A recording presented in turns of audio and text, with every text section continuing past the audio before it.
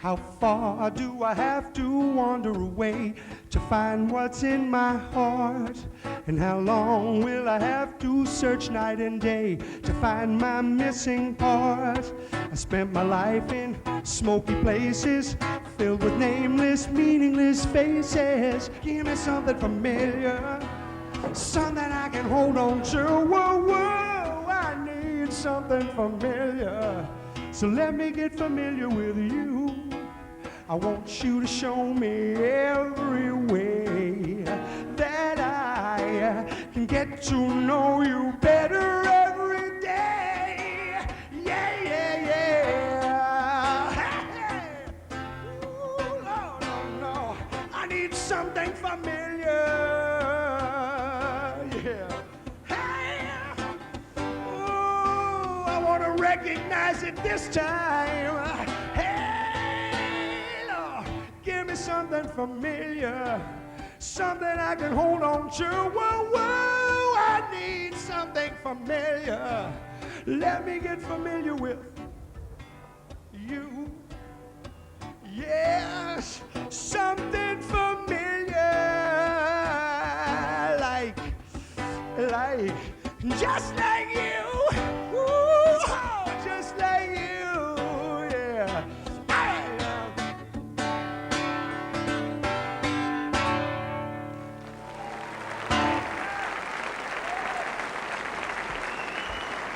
Stuart Cameron, 102.6 And tonight in Oxford at the Apollo Theatre, Dennis Locorriere is in town, and if you're not familiar with the name, you'll certainly be familiar with the voice, because he was the lead singer with Dr. Hook. Dennis, welcome to Oxford. It's nice to be here. I'm always here on a Sunday, though, Stuart. I don't know what it is. Everything's closed except me. I come to Oxford and I say, what's going on? And they say, well, unfortunately, you are. So I don't get to see it. I get to walk around, but I don't ever get to go any place that's open. Now, Dr. Hook has been split up since 1985, so what have you been doing since then?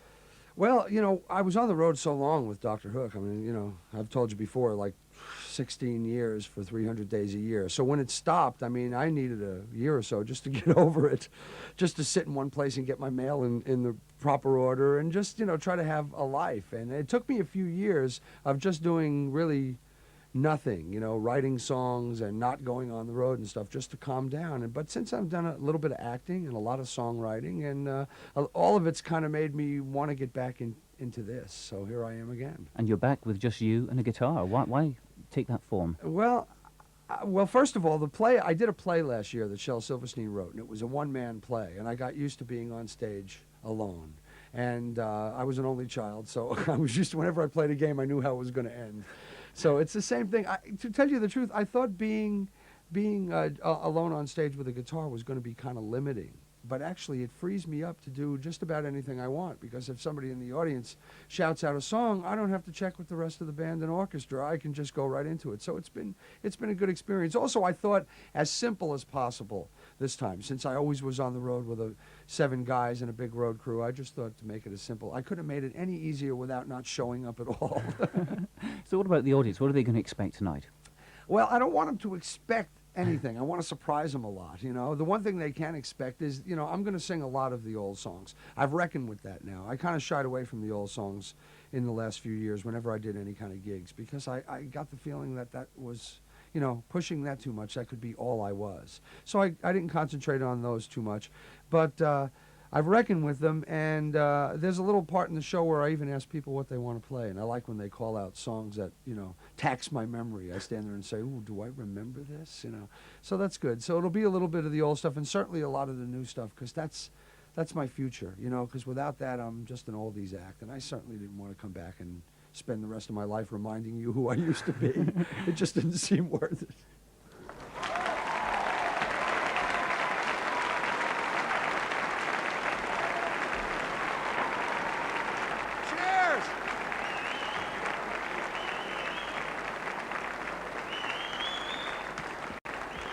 Hello.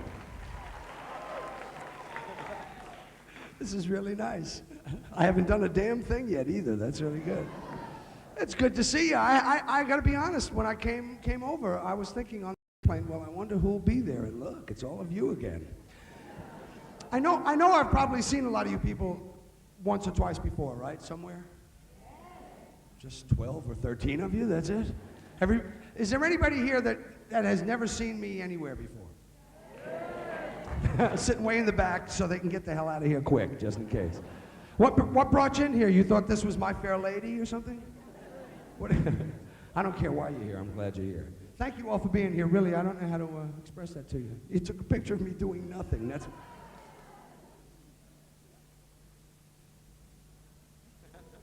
So I bet. Excuse me? Guy's got requests already, you know what I mean? Isn't that amazing? I just walked out here, the guy's, come on! You're not doing anything I like. I bet you a couple of you are wondering where the hell I've been. Well, no, not in the pub. I'll try to answer some of those questions as the evening goes on.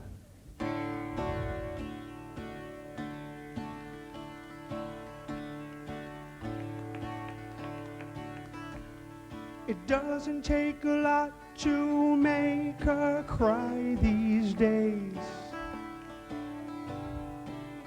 Seems the simplest thing is sure to bring the tears rolling down her face. And I know it's just a little white lie when she tells me that there's something in her eye. Oh, it doesn't take a lot to make her cry these days. She calls me up, she wants me to come over. She knows it's late, but she needs me right now. I hear her voice break, and I'm out the door before I'm awake. Oh, it doesn't take a lot to make her cry these days. No. She says she hurts, and she could use a shoulder. I pull her close and whisper, time will heal. And she knows I'm right there, and it makes her cry just knowing I care. Oh, it doesn't take a lot to make her cry these days. Seems the simplest thing is sure to bring the tears rolling down her face. And I know it's just a little white lie when she tells me that there's something in her eye. It doesn't take a lot to make her cry. Oh, it doesn't take a lot to make her cry. No, it doesn't take a lot to make her cry these days. No. Oh.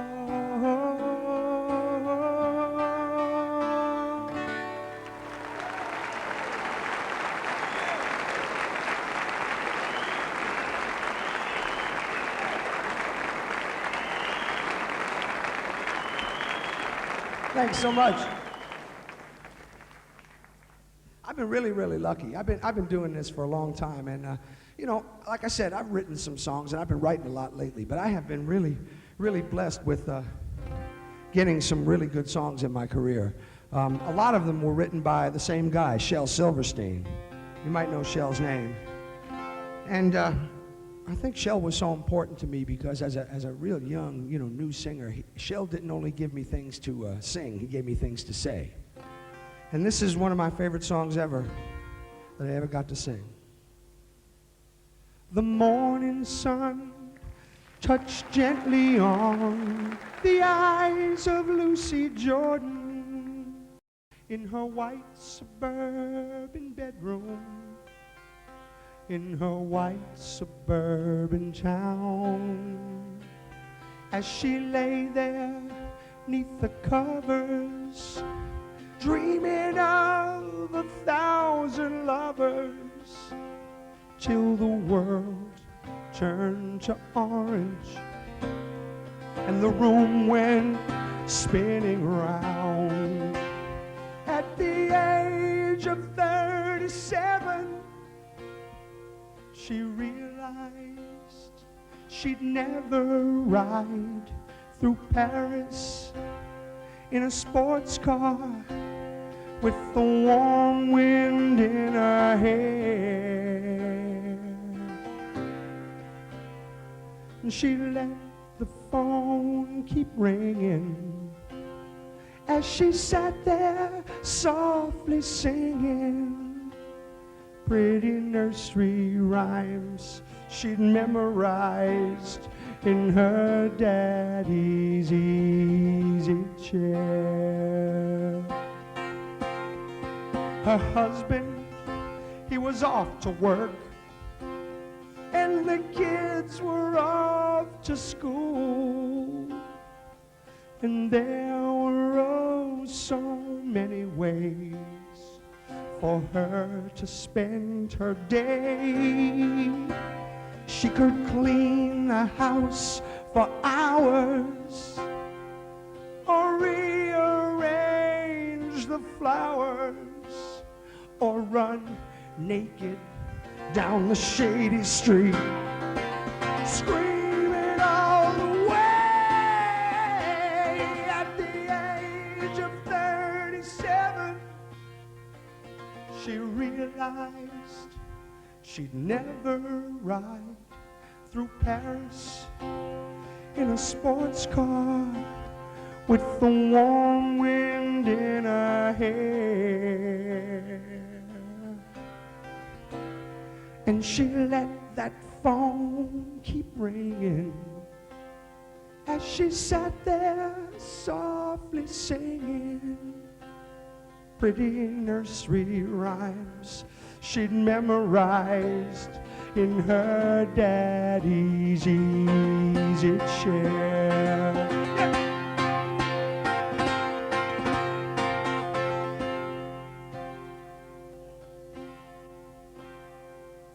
The evening sun touched gently on the eyes of Lucy Jordan on the rooftop where she'd climbed when all the laughter grew too loud.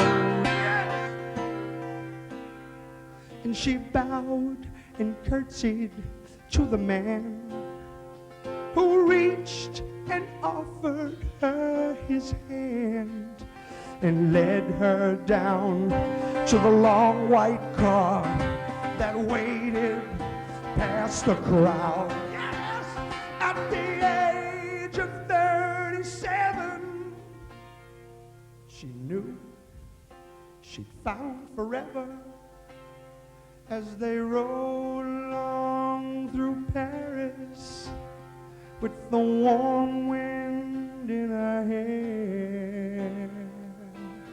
Oh, yes, with the wind in her hair, in her hair. Ooh. Yeah.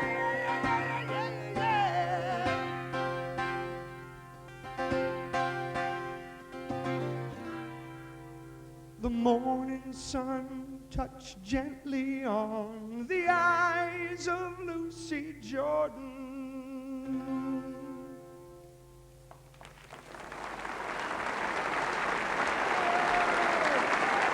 So why did Dr. Hook come to an end in the first place? Well, you know, I mean, after 16 years, I mean, about 2 years before we actually broke up, I was really starting to question whether I wanted to go on with it. But, you know, there were a lot of people involved. There was a 7-piece band, and there was a 5 or 6 man road crew, and everybody's families. And I always got the feeling, you know, if I just walked away from this I would be ending everybody's life as they knew it, you know. And I don't know that I didn't know that I could handle the responsibility for that. But one day I just kind of gingerly brought the prospect up to everybody, and they went, "Oh yeah, why wouldn't you like to go home?" You know. So I thought, oh, well, see, I was doing these guys a disservice, you know, because everybody really did put in their time, and we wanted to know what life after Dr. Hook would be like. So we actually did our last official major tour, you know, of our yearly world tours in 1984, and then in 1985 we decided to come back to the UK and say goodbye, do a farewell tour, because we thought it would be proper rather than just hanging up the phone on somebody, you know. And that was it. That was it. And I talked to some of the guys in the band now, and nobody ever pines, and you know, I mean, we all have great stories, and you know, I did something that a lot of people don't get to do. I got to travel all around the world and have great experiences with, at least at that point, all of my best friends, you know, so that was good. So when you get to that, it's nice to just stop it somewhere and have those memories. I mean, something has to be your past, you know, so. Do you miss the big time? No, it's really relative. I mean, it's really relative. Now, you know, I mean, now I come over here and instead of staying at, you know, big giant hotels, I stay in hotels like, you know, as long as there's a bed and a sink in the room. I really, really don't. As a matter of fact, some of the big time was a pain in the ass, you know, and you get used to it. You get used to it going wherever it's going to go. You really do. But see, this is another reason when I stopped. Went back to Nashville, Tennessee. It's a nice slow pace of life. It's not New York, where I'm from, and it's not LA, where I don't ever really hope to be. But it just forced me to slow down and figure out who I was on a daily basis. Because, you know, the Dr. Hook thing was, as well as you stay in the nice hotels and you fly the Concorde and you do all that, also your life gets to be, when the record falls off the chart, you start saying to yourself, well, is that me? Is my life falling off the chart? You get to be as great as your last success. So the big time, you know, I don't mean to complain here because we're all looking for it, but I mean, it has its downs, especially when you take it serious, and especially when you start at 19 years old like I did and stop when you're 35. I virtually grew up, you know, with a certain mindset, and that mindset was get on the charts, do whatever, you know, do whatever you're going to do.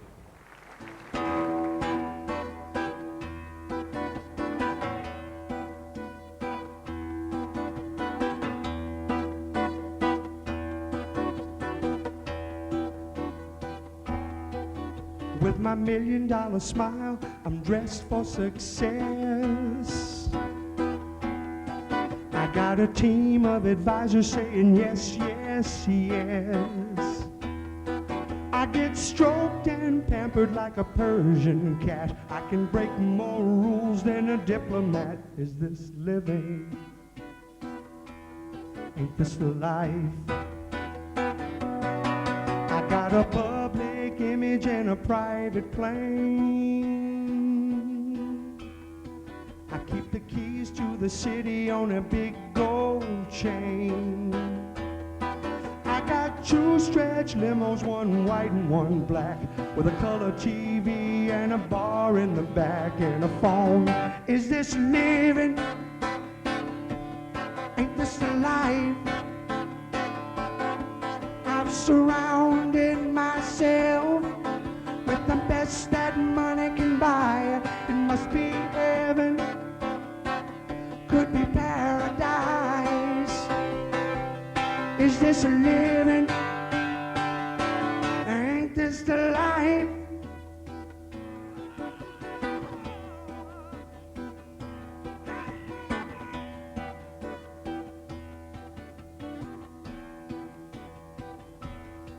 I own a castle on an island in the middle of the sea.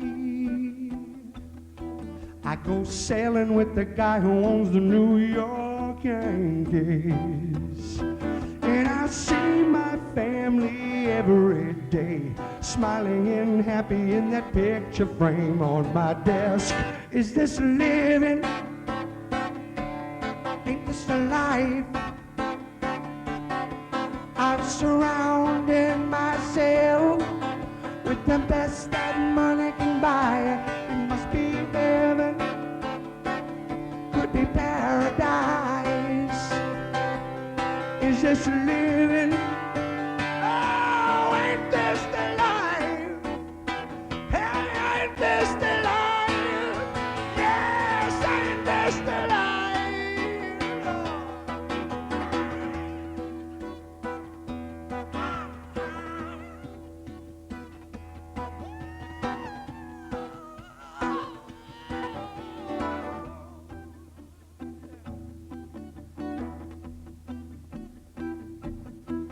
and everything looks sunny from my tower in the clouds. How could I be happier for crying out loud? Is this living? Ain't this the life lived? Hey, is this living? Lord, ain't this the life? Hey, ain't this the life? Ain't this the life? Yes, ain't this the life?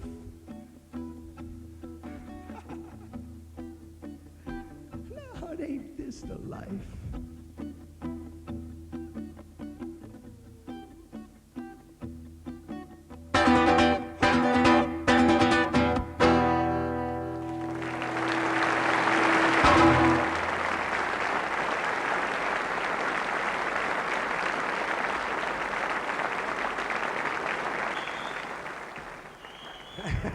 Thanks a lot. This woman is a police whistle, I think.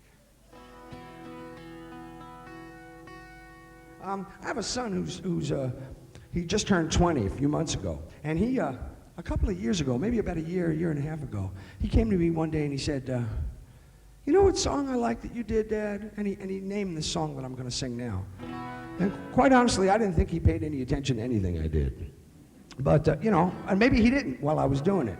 But when he got a little older, he went back, and it was nice. I asked him a couple other things, but I was really surprised he liked this song, and a lot of people request this. So I'm going to play it for you. It's another Shel Silverstein song.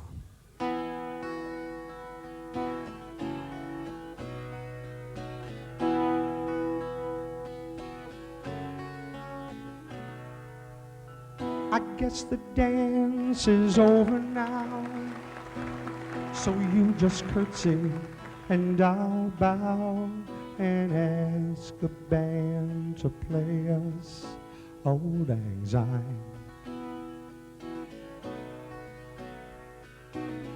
And I'll just take what's left of me right back to where it used to be. And you go sail your magic carpet far across the sky. And I wish I could have made it more like the movies for you. Some pretty technicolor way it's never been. I'm sorry when I kissed you, you only heard me whisper. You never got to hear those violins, did you, girl? No, you never got to hear those violins.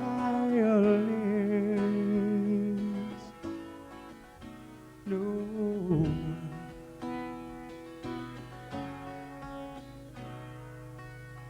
The castles that you built so high were just too steep for me to climb.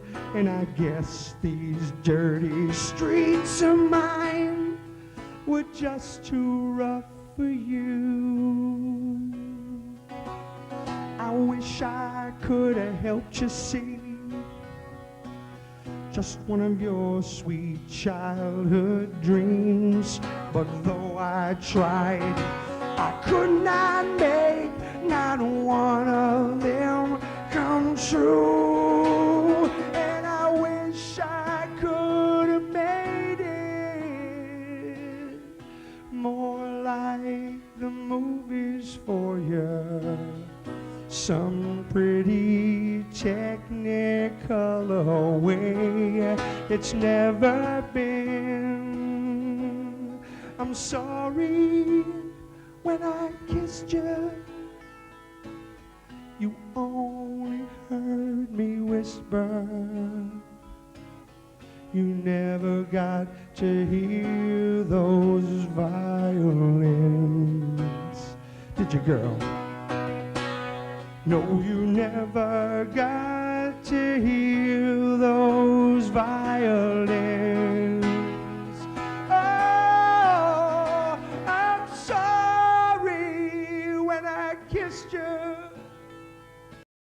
that you only heard me whisper. You never got to hear those violins.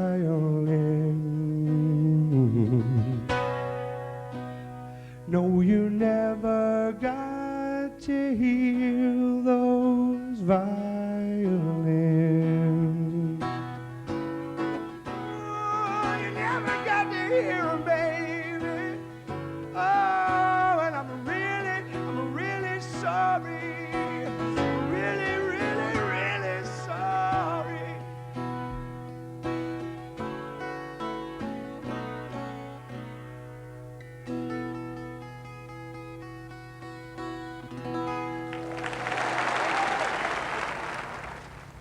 So what about the memories of Dr. Hook? Because you got up to a few funny things in your time with the band, didn't you? Let's be honest. Yeah, no. You know, again, when you're together every day like we were, you know, and when you're friends, you think of things to make it interesting for yourself. I mean, as well as the audience, you know.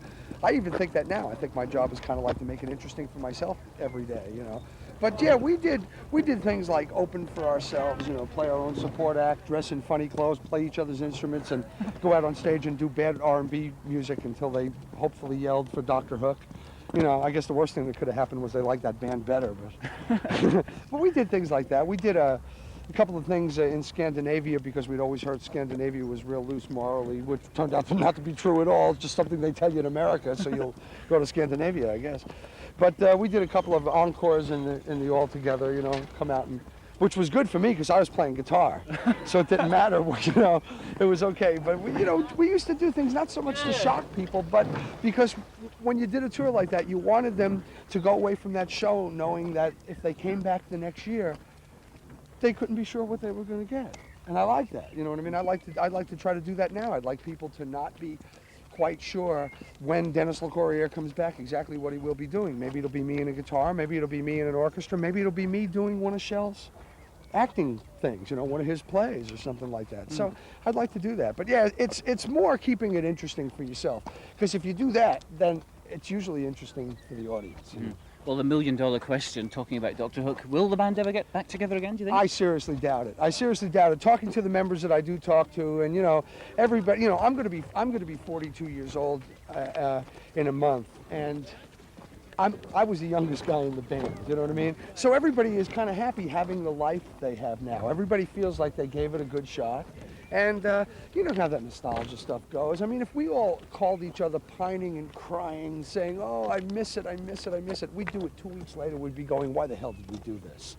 You know, because we've done everything there is for this bunch of guys to do, I think, you know. And right now, I think the old Polaroids are more fun to look at than to try to go forward and do it, which is why we never recorded again.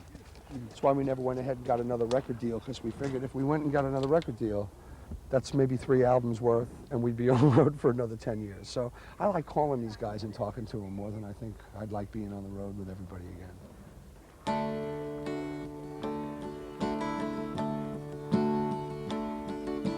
She believes I'm the smartest thing to ever read a book.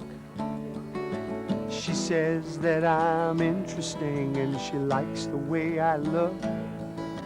She sees lots of things in me I'll never understand. And the more that she believes, the more I am. When she's feeling aimless, she believes I'll show the way. And when she cries, she's sure I'll know exactly what to say. And when it all seems hopeless, she believes I'll have a plan. And the more that she believes, the more I am. And the more I am, the more that she believes. I'm counting on the faith she has in me. I will try my best to fly if she believes I can. 'Cause the more that she believes, the more I am.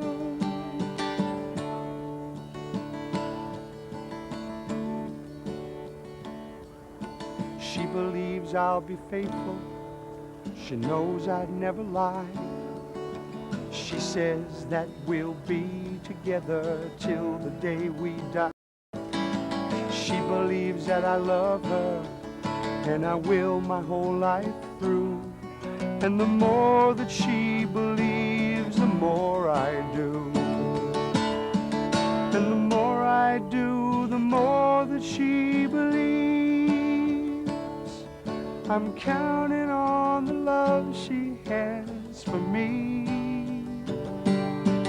I will try my best to fly if she believes I can. 'Cause the more that she believes, the more I am. Yes, the more that she believes, the more I am.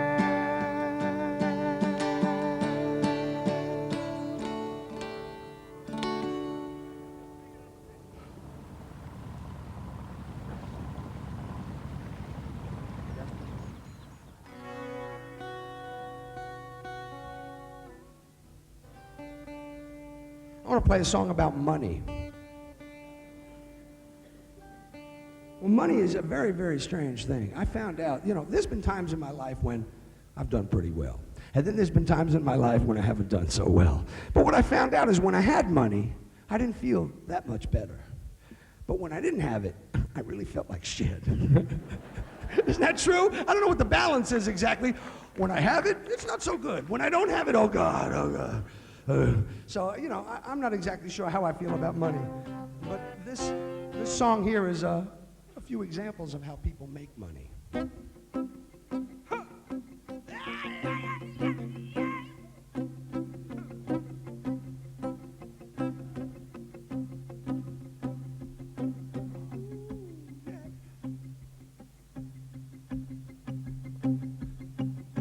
There's a young man riding in a New York taxi, looking for the easy way home. A 38 caliber snub-nosed maxi, riding in his pocket with his keys and his comb. A tool of business, ain't nothing personal.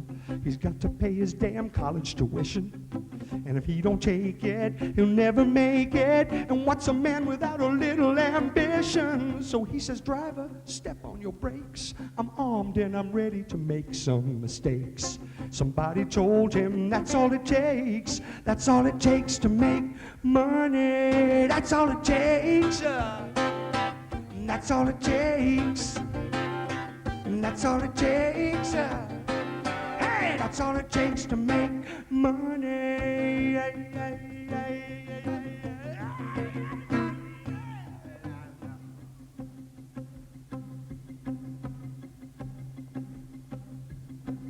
There's a young lady sitting in a Greyhound station, going out to sunny LA. She's got to find her the right situation where she can look pretty and be sitting that way. She'll find a husband, a very rich man. She'll make him pay for every kiss that she gives him. No young and bold boy, she'll find an old boy who's gonna love her till the day she outlives him. And in his condition, his chances are slim, and she's guaranteed to last longer than him. And she's still young enough to do this again. Yes, she is. That's all it takes to make money. That's all it takes. That's all it takes. That's all it takes. That's all it takes to make money. That's all it takes. That's all it takes. That's all it takes. That's all it takes to make money. And it really doesn't matter what you do to get the bread, by stepping on somebody's toes or standing on your head.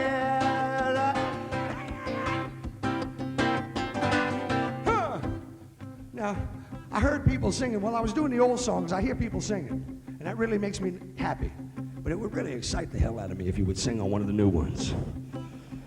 Okay, and I only want you to sing one word. It's a dirty word, but I just want you to sing money. Well, not just anywhere. I mean, they thought they were just going to go money and go home. No, no, no, no. There's a rhythm here. Huh.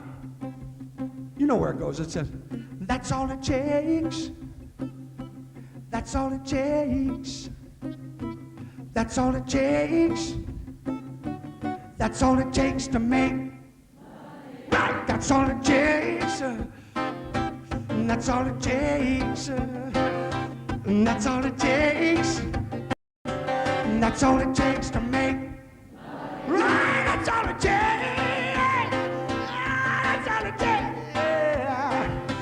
That's all it takes. That's all it takes. That's all it takes to make. Right, that's all it takes to make. Hey, that's all it takes to make.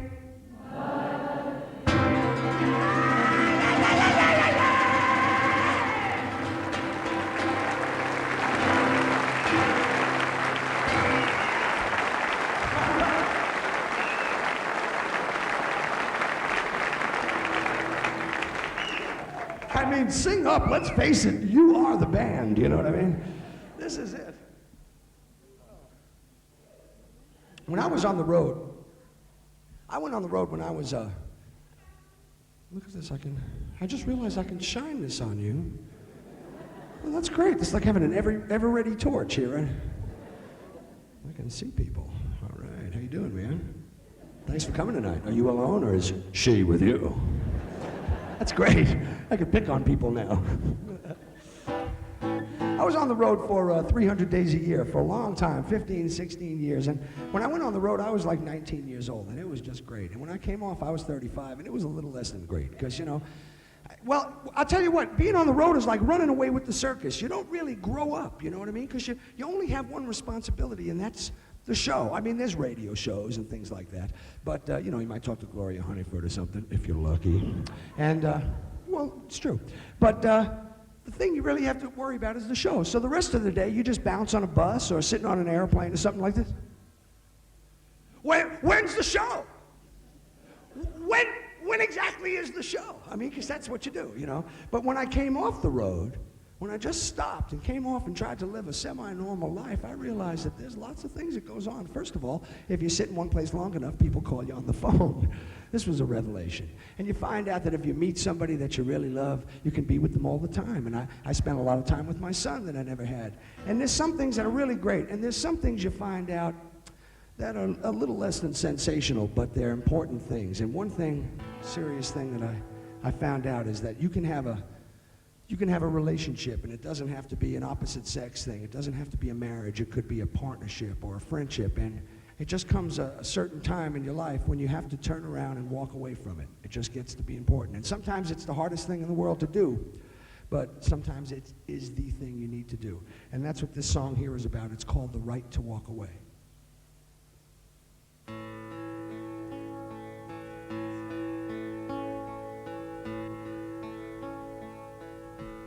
I know you've been hurt, burned by the fire.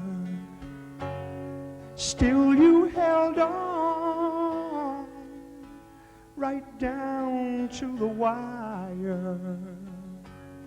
If it was so wrong, why did you stay? When you've always had the right to walk away. I understand that you have your doubts, 'cause when you fall in love too deep, it's hard to climb out. But now you have your freedom. There's no more to pay. You've earned the right to walk away. Walk right away from the one who's been breaking your heart. But don't walk away from the one chance to make a new start.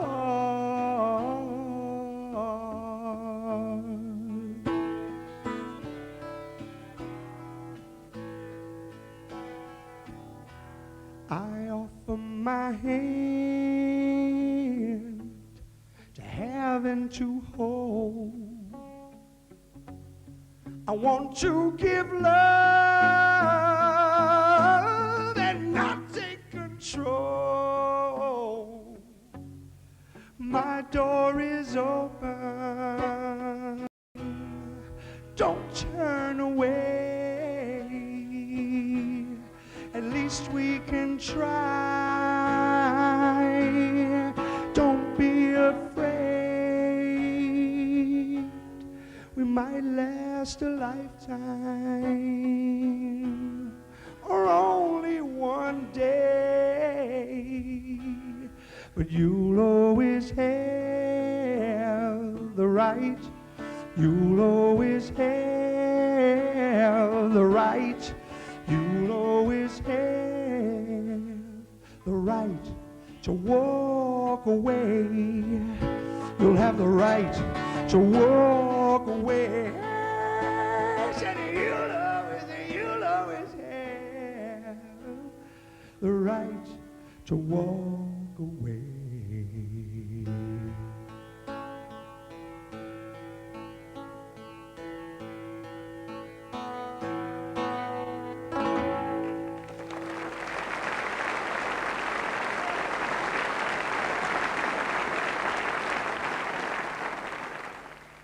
Dialogue with the audience is a very important part of your act. Yeah, I mean, I do see a lot of artists come out, and I think it's great when an artist comes out and does more than just sing. You know, because I've seen bands and singers lots of times where, even though the show is real impressive, when they say goodnight and walk off the show, you know, off the stage, I always feel like I'm still going, that was great, but who was that?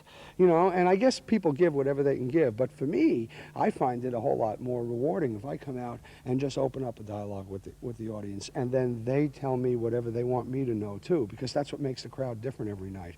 And you know, if you're going to do it 300 days a year, you better be looking for ways to make it different each night, you know. And little things that happen from the audience, I mean, I remember that. This happened in Oxford, this happened somewhere else, you know. So it's not totally selfless. It's not like I'm coming out here and I think this would be the most entertaining thing for the audience, because it's also the most entertaining thing for me, you know. And again, if I'm going to get back into this, let's make it entertaining for all of us. Everybody can help me on this. Obviously, I need it.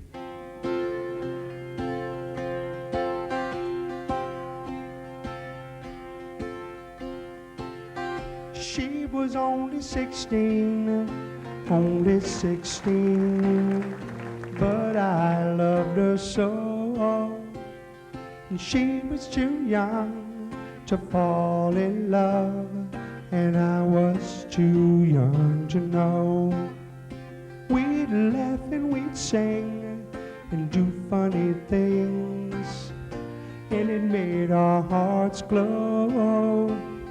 But she was too young to fall in love, and I was too young to know. So why did I give my heart so fast?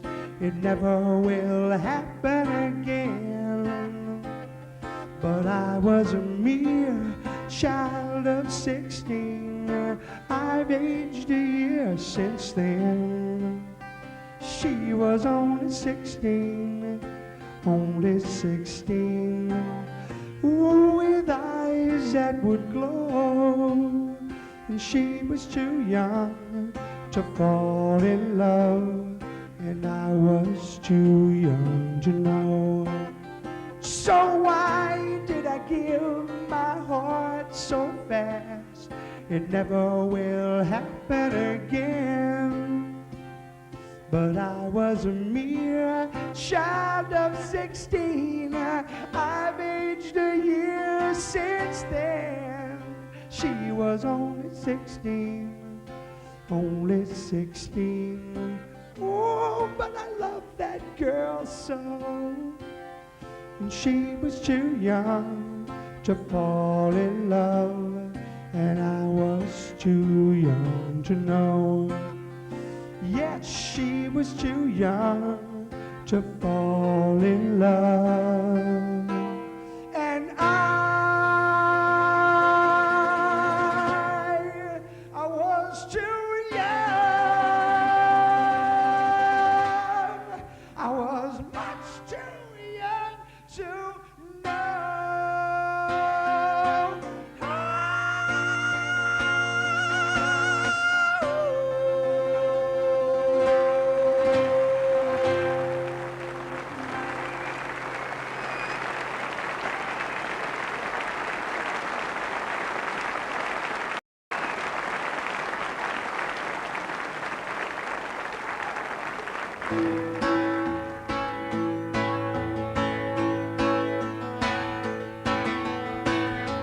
Another one you can help me with.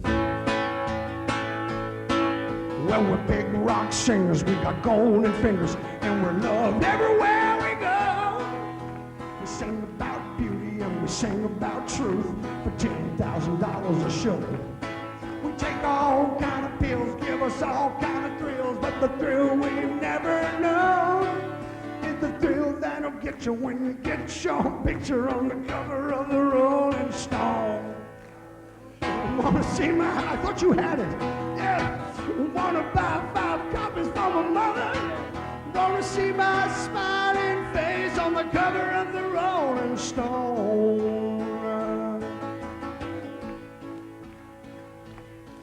I got a freaky old lady named Cocaine Katie who embroiders on my jeans. Got my poor old gray-haired daddy comes in my limousine.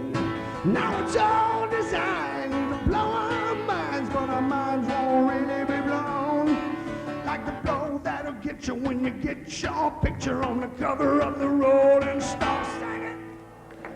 Wanna see my picture on the cover? Wanna buy 5 copies for my mother? Yeah.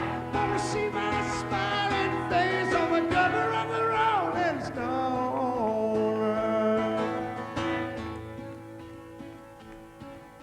Oh, it all sort of just petered out there. Just gonna... Everybody was clapping along real nice, and they decided, hey, I paid to get in here. What the hell am I working for? Yeah.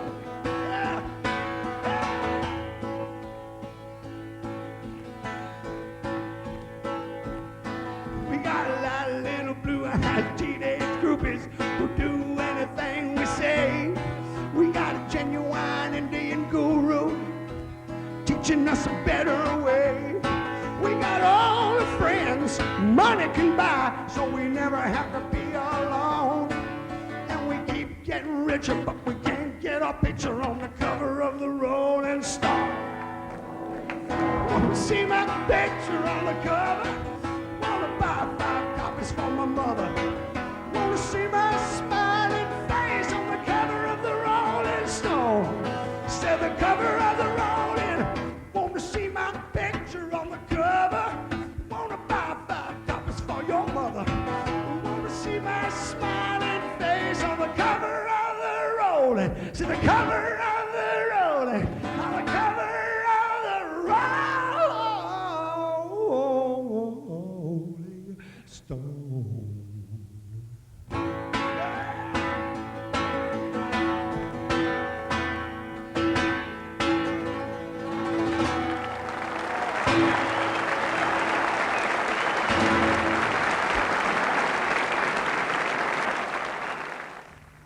The first thing in song interpretation, I mean, this sounds like an obvious statement, but the first thing is to know what the lyrics say. And actually that's the second thing. The first thing is to find a song or write a song that actually says something. That's what I was always so thrilled about with Shel Silverstein, is that he used to write, and I guess he still does, he writes little vignettes, you know, his things like Sylvia's Mother and Carry Me Carry, they're little stories. So you get to almost put yourself in a character's position. And when I write songs, I like to do the same thing. I like to put myself in a situation. If it's true, if the song happens to be, you know, something that happened from real experience, then that's easy. And if not, you just kind of have to play a character, hoping that people will explain it. But it's a little more like acting than I ever thought it would be, quite honestly. Well, Dr. Hook did a farewell tour in 1985, and were you there? Were a lot of people there? That was really nice. We thought we should come and say goodbye, you know, and so we did, and it was really, really great. And, this guy said, yeah, I was glad you were leaving, man. That farewell tour was really probably the best one you guys did, you know? Because I knew it was over, you know? Thanks.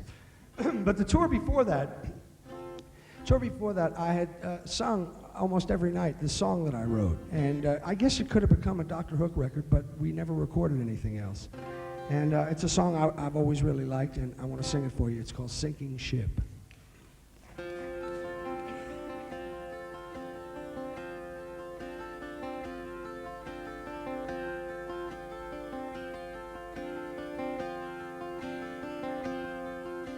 Sinking ship, We're about as buoyant as a sinking ship.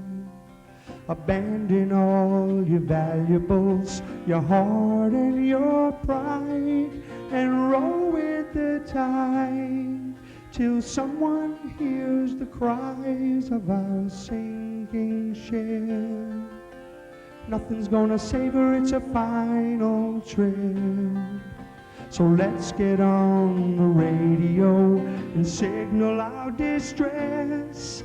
Let's send an SOS, say we never saw the iceberg, just the tip. But we hit it hard and it tore this hole in me and you. Now we're sinking fast and there is nothing we can do. We don't even have each other now to hold on to. But I'm not blaming you for our sinking ship. Who will be the captain of a sinking ship? The one who rides the wreckage to the cold ocean floor, while the other one swims ashore. Should we fight it out or give the coin a flip? 'Cause the time has come that we might have to both be strong. It'll soon be night, we're losing the light and the wind is wrong. Oh, we're in so deep and we can't keep afloat for long. Let's sing a sailor's song to our sinking ship.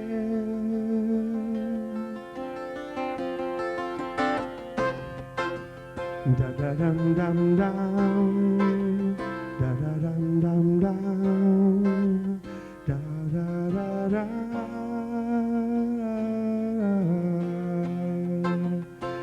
Dum dum dum, da da dum dum dum, da da da da.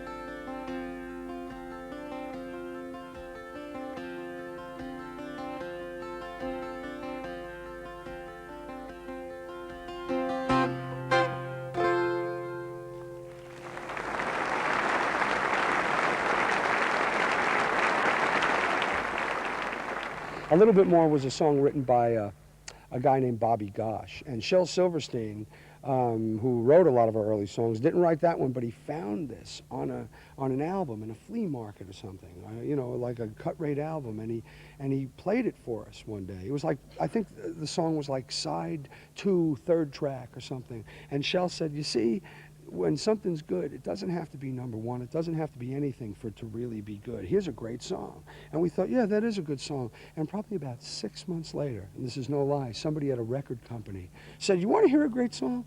And picks up this Bobby Gosh album and plays us A Little Bit More. And we thought, oh, this is an omen. We better cut this song. And it's another, out of the Dr. Hook material, it's really been one of the most enduring songs because it says a little something to everybody. I guess that's the key. If Not You is a song that I wrote in about 1975, and I wrote it really quickly. It was a personal statement. It was something I was living through at the time, and it was such a personal statement that I couldn't play it for anybody in the band for a long time because I thought, well, sure, I like it because it's about me. I understand it.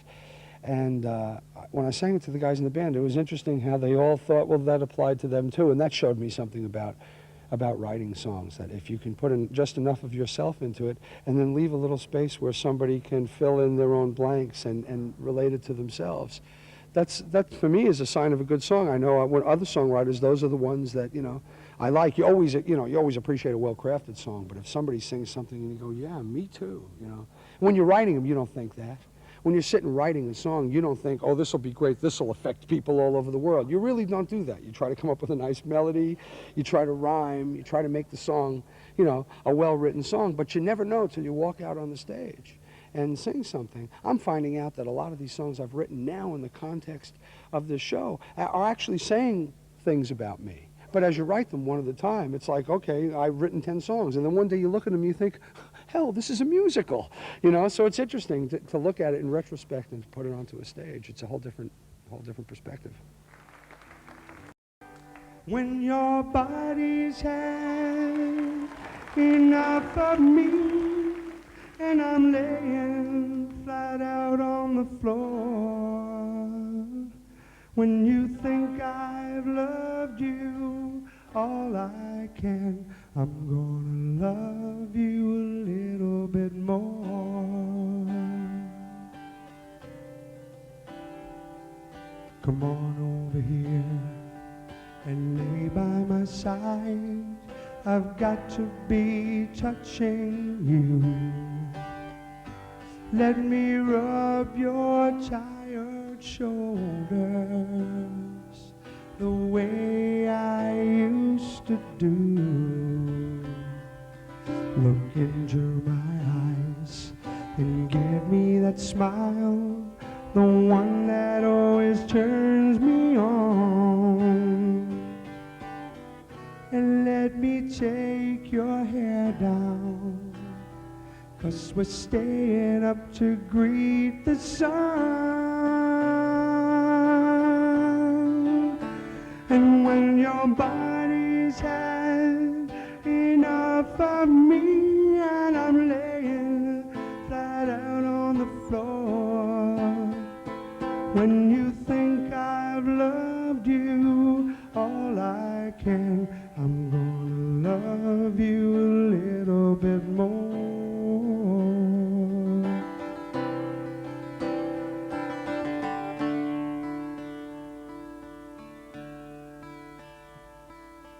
Who's gonna water my plants?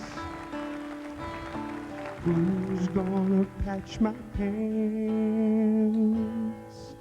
And who's gonna give me the chance to feel brand new?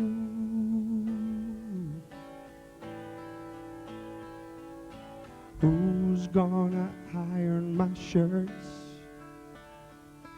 And who's gonna kiss where it hurts? And who needs a man when he flirts the way I do?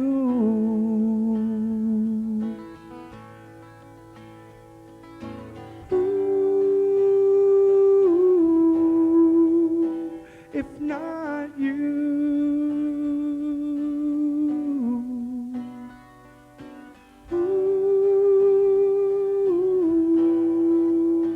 If not you.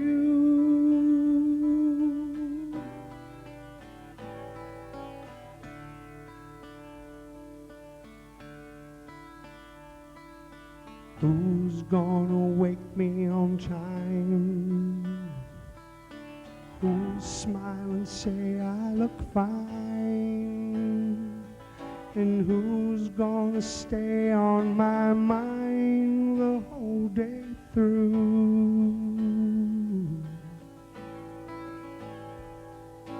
Who's gonna see that I'm fed? And who's gonna want me in bed? But who'll watch TV instead because I do?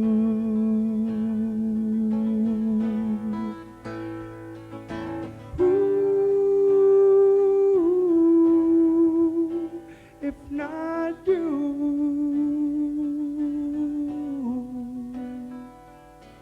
Ooh, if not you. Oh, tell me.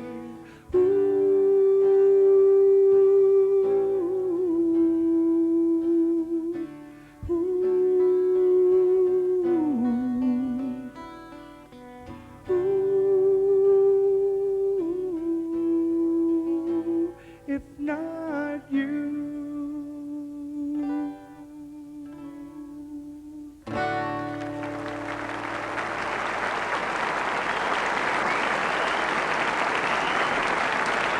Oxford, I mean that. You never let me down. I hope I can do the same for you. I hope I see you again. Good night.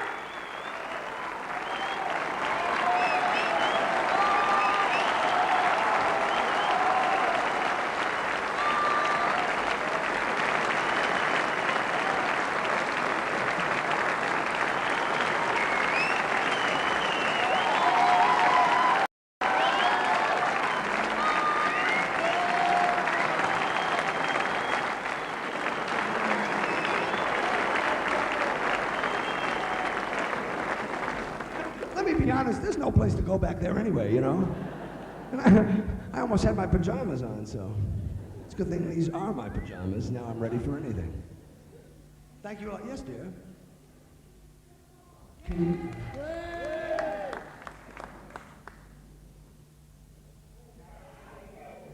Queen of the Silver Dollar, eh? If I remember right, there was horns in that. You're in the front row. Excuse me? You're in the front row. Do the front row? That's kind of like a different show, isn't it, altogether? I think I have to pay to get in then. And I didn't. This guy came to see something totally different, you know? That's good. Is that why you didn't sit in the front row? Because you heard that's what I do? Really interesting. The guy said, well, I'll sit back here. I'd rather kind of watch, I think. Queen of the Silver Dollar. Gee, I mean, that had horns in it and everything. Do you want to hear that one too? Okay, shit. While I'm doing horn songs, maybe I do a little something by Blood, Sweat, and Tears. Hey, what goes up? Can I get any other? Is there any water back there? Is there any water? This is really, these theaters are great, you know? These theaters are really, really great because there's always a stage manager back here looking so nice and stuff in a tux, you know? And I'm sure he sees all the shows. I know he's back there thinking, you know, looking at me and saying, well, that's pretty good, but it's not the Taming of the Shrew, you know what I mean? It could be something else. Is there any water? I'll just drink it. Is there any water in these flowers you gave me? I could just drink this here urine sample. I'm opening this sucker. I'm gonna see what it is, folks. You get to see what I got here. La la la la. I'll keep the. She's pissed off at me now. Careful. Did you write that card?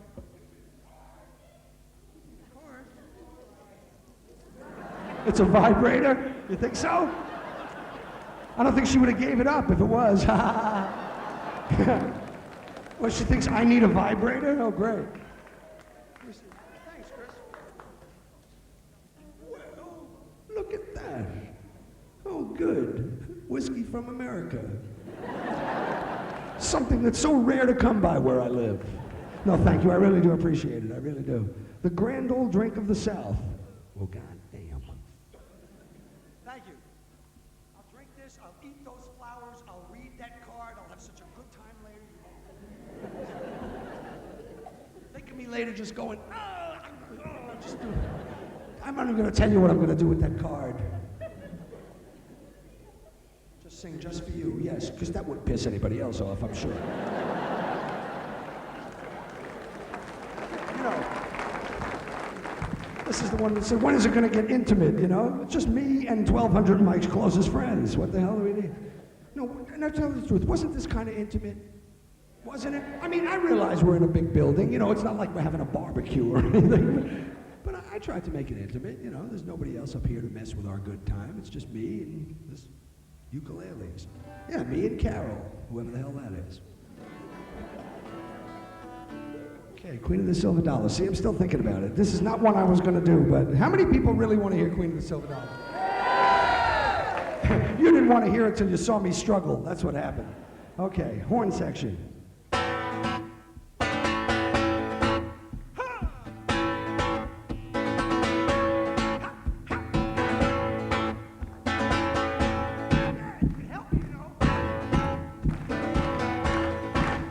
She arrives in all her splendor every night at 9 o'clock.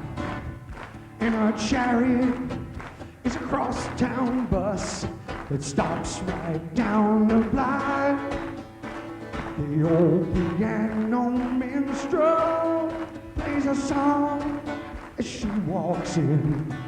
And the queen of the silver dollar, she's home again. All right. She's the queen of the silver dollar, and she rules the smoky kingdom. And a scepter is a wine glass, and a bar stool is a throne. And the jesters flock around her and fight to win her favors, and see which one will take the queen of the silver dollar home.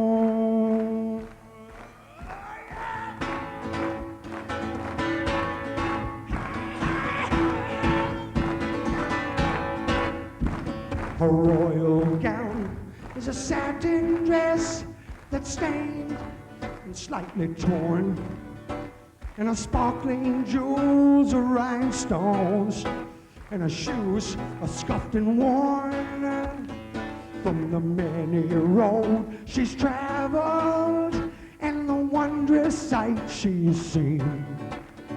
And I watch her and I pray, God save the queen. Hey, hey! She's the queen of the silver dollar, and she rules the smoky kingdom. And a scepter is a wine glass, and a bar stool is a throne.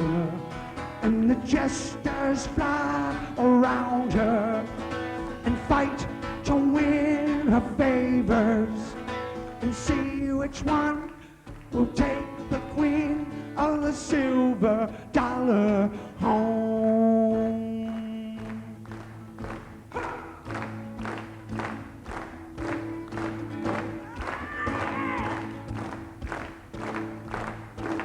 The queen of the silver dollar, she's not as hardy as she seems. She was once an ordinary girl with ordinary dreams. But I found her and I won her, and I brought her to this world.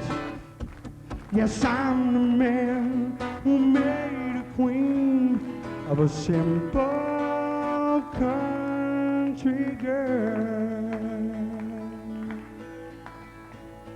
She's the queen of the silver dollar, and she rules the smoky kingdom.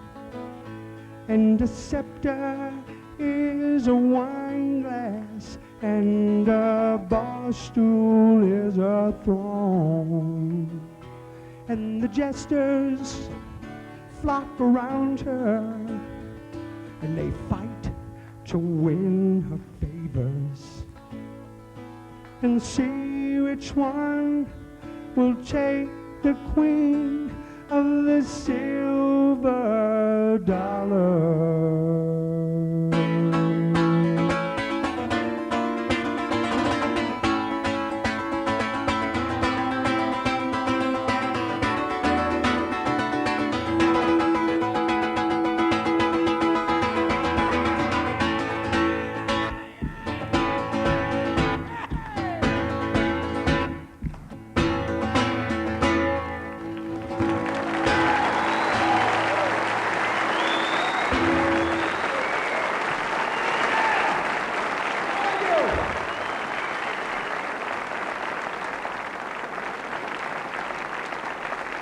Thank you.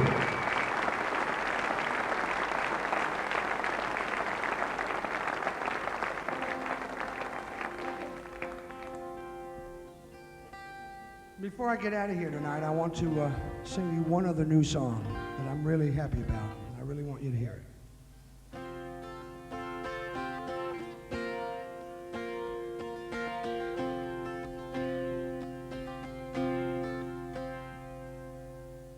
I'm not one for making fancy speeches, words for how I feel are hard to find.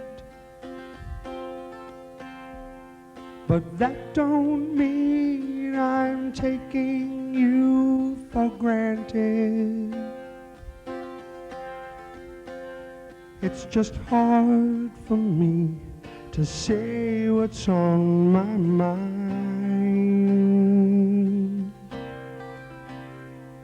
But right off the top of my head, I'd say I love you. And from the bottom of my heart, I swear it's true.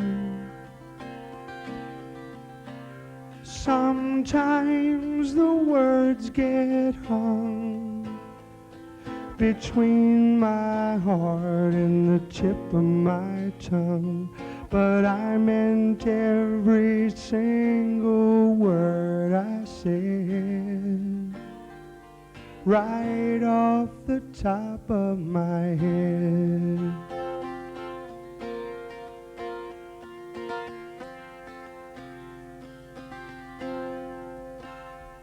Somehow you always know just what to say.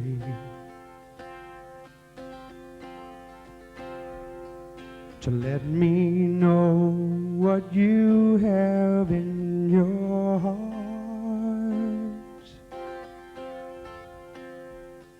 I've never found the right words to tell you. There's so much to say, I don't know where to start.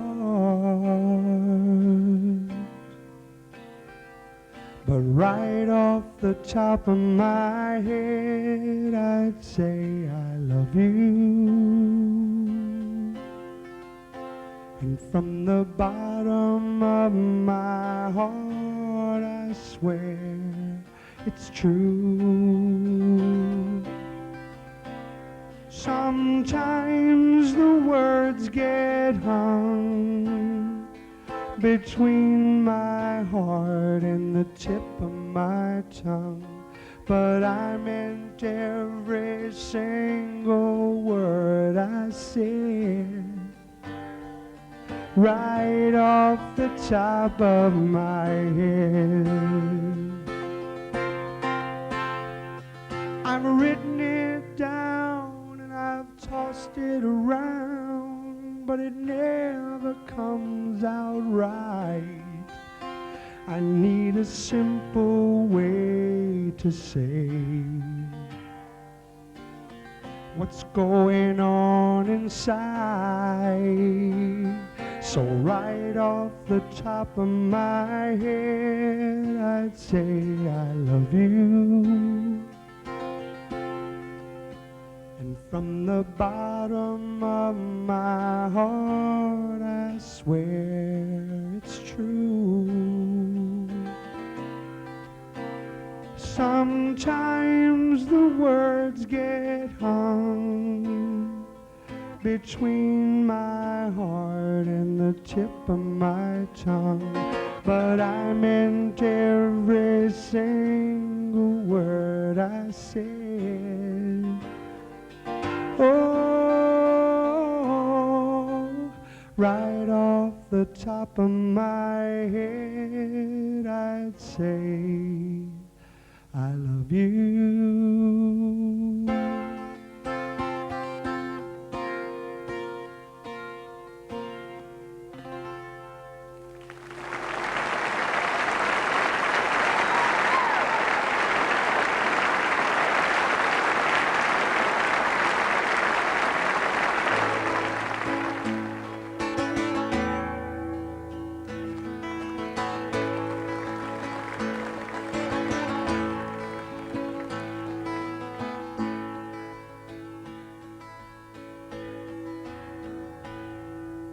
Sylvia's mother says Sylvia's busy, too busy to come to the farm.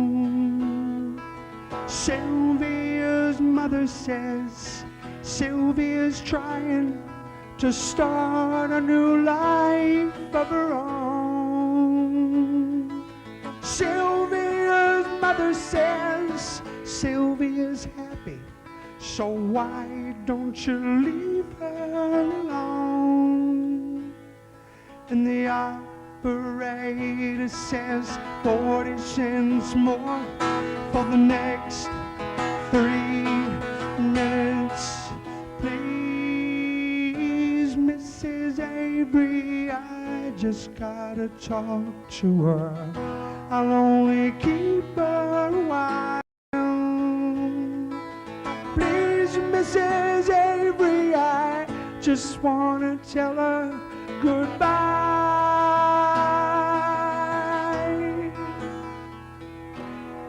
Sylvia's mother says Sylvia's packing. She's gonna be leaving today.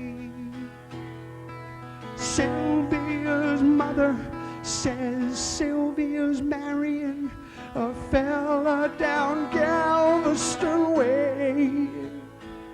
And Sylvia's mother says, please don't say nothing to make her start crying and stay.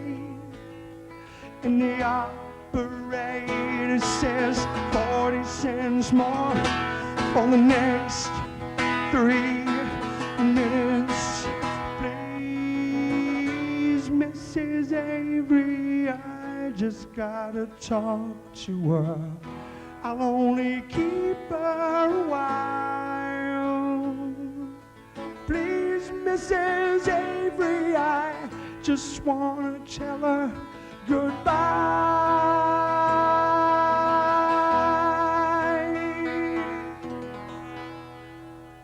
Sylvia's mother says Sylvia's hurrying.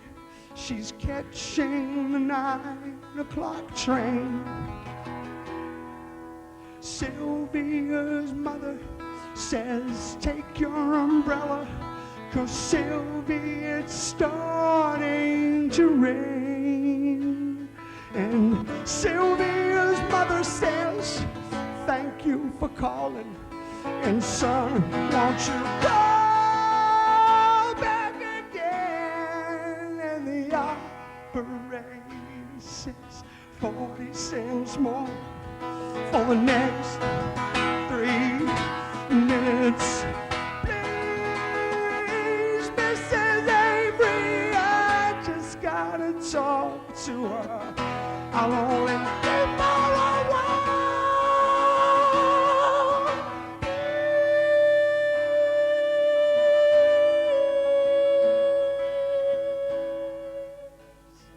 Tell her goodbye. Goodbye.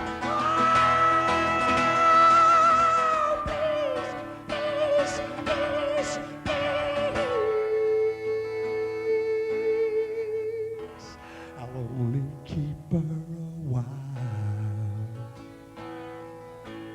Please, oh please, tell her goodbye.